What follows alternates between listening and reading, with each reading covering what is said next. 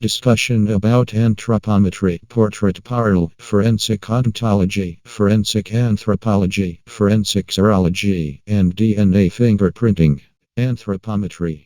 The science dealing with the measurement of the human body to determine differences in individuals.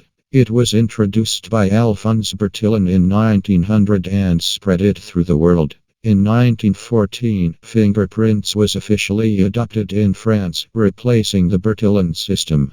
The human body is a compilation of several different systems.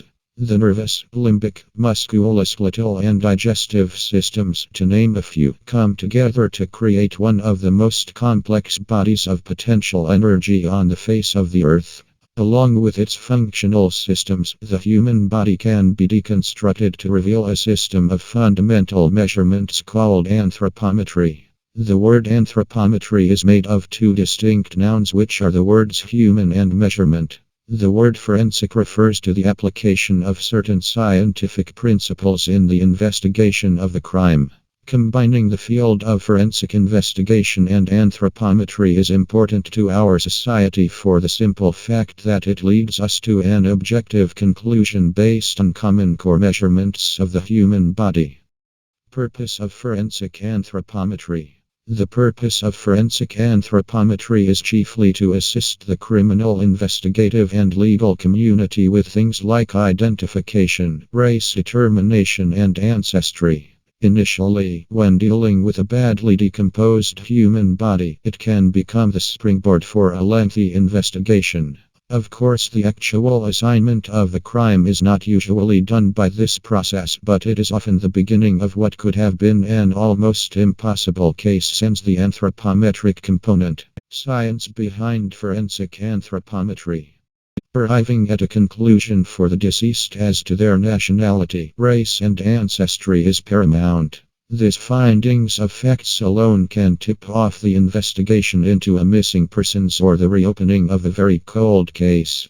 The forensics involve the use of the commonly studied anthropological traits of each and every ethnic group. These characteristics are considered only in reference to frequency within each ethnic group and not as an exact rule. For instance, it is generally accepted that people of European descent have narrow faces.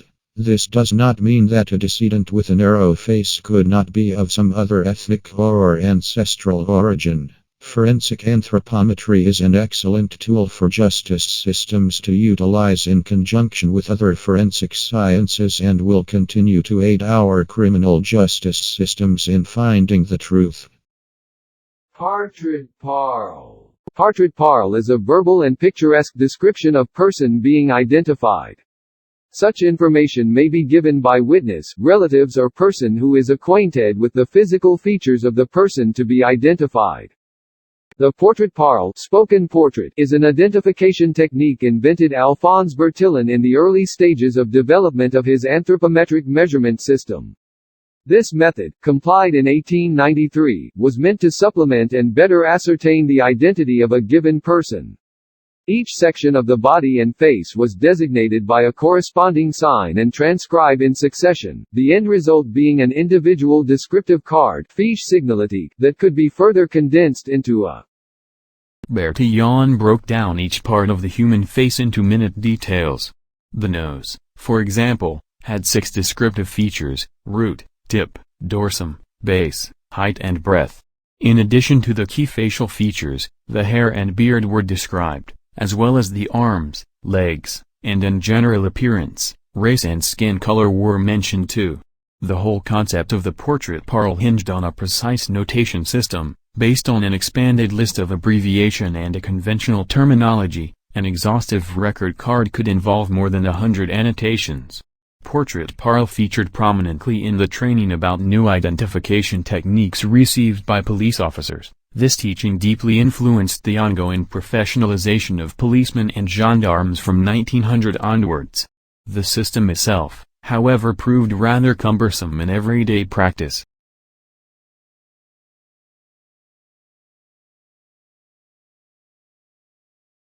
Forensic odontology.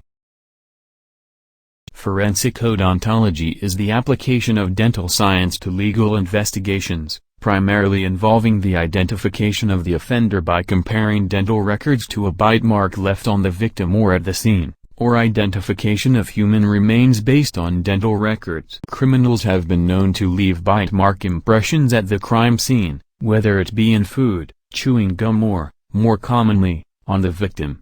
When a bite mark is discovered, numerous steps should be taken.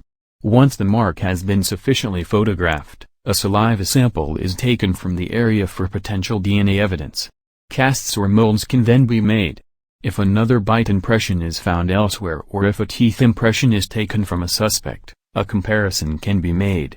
Bite marks have been divided into 7 classifications: hemorrhage, a small bleeding spot; abrasion, undamaging mark on the skin; contusion, ruptured blood vessels; bruising; laceration, punctured or torn skin; incision, neat puncture of the skin; avulsion, removal of the skin; artifact, bitten off piece of body.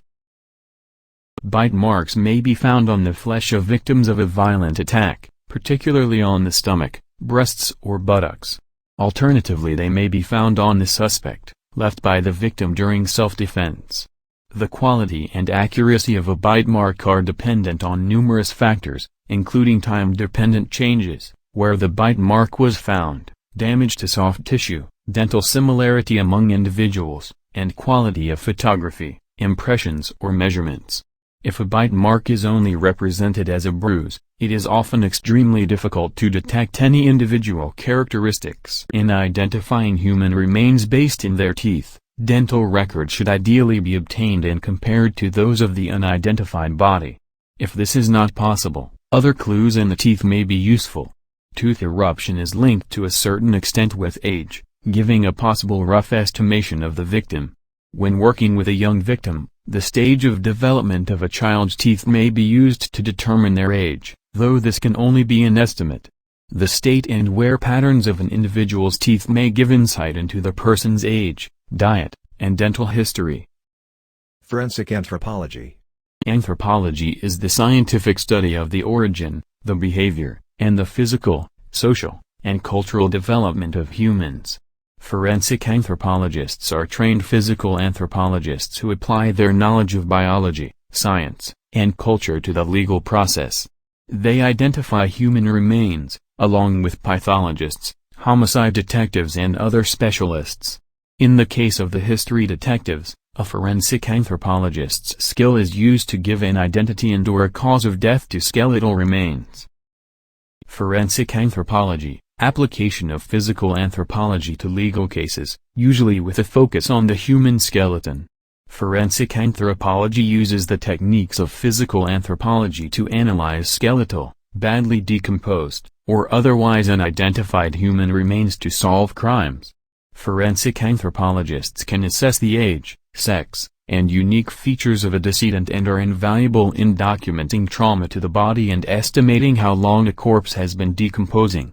Forensic anthropologists work closely with individuals in law enforcement and medical science and especially with specialists in ballistics, explosives, pathology, serology, the study of blood and bodily fluids, and toxicology and are often expert witnesses in murder trials. Forensic serology. Serology is the study and examination of bodily fluids that is used in forensic science as a means of segregating fluids excreted by assailants or attackers in varying criminal acts. These acts can range from physical assault to sexual assault, right through to the act of murder, and all of them will have an element of fluid secretion attached to them. Serology helps in crime allows the forensic scientists to segregate these bodily fluids when found at the scene of the crime and then perform a variety of tests on them in order to identify where these fluids originated from, or most importantly who they came from. One important aspect of serology is determining whether or not stains resembling blood found at a crime scene are actually blood or some other stain that bears a similar resemblance. DNA fingerprinting. DNA fingerprinting is a laboratory technique used to establish a link between biological evidence and a suspect in a criminal investigation.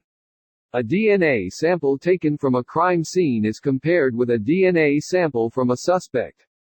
If the two DNA profiles are a match, then the evidence came from that suspect. Conversely, if the two DNA profiles do not match, then the evidence cannot have come from the suspect. DNA fingerprinting is also used to establish paternity. An early use of DNA fingerprinting was in legal disputes, notably to help solve crimes and to determine paternity. Since its development, DNA fingerprinting has led to the conviction of numerous criminals and to the freeing from prison of many individuals who were wrongly convicted. However, making scientific identification coincide exactly with legal proof is often problematic.